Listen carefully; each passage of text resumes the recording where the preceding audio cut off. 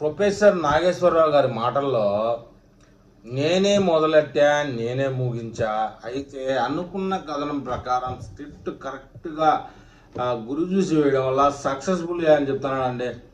మొత్తానికైతే పేటీఎం నుంచి బాగా భారీగా డబ్బులు దండుకున్నారు తెలంగాణలో ఉన్నటువంటి తెలంగాణ అని చెప్పుకునేటువంటి జర్నలిస్టులు కానీ ఇతరత్ర కానీ మన నాగేశ్వరరావు గారు మొదలుపెట్టారు. చివరి ఆఖరికి మన నాగేశ్వరరావు ముగించిన విధానం ఏంటంటే, ఆయన జీవితం మొదలైంది ప్రొఫెసర్గా, డబ్బుడికి అమ్ముడిపోయాడు పేటీఎంగా, ముగింపు సిపిఎం నాగేశ్వర్గా. ఆయన లాస్ట్కి ఈ తతంగం అంతటినీ కలిపి నేను సిపిఎం సపోర్టర్నే చెప్పుకుంటాడు.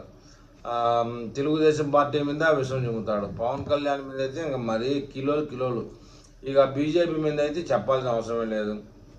మొత్తానికైతే కమ్యూనిస్ట్ సిపిఎంగా ఎక్కడ కనపడ్డు, మొత్తం మీద వైఎస్ఆర్సీపీ మాదిరే కనపడతాడు. మొత్తానికైతే ఆయన కథ అలా ముగిసిందండి.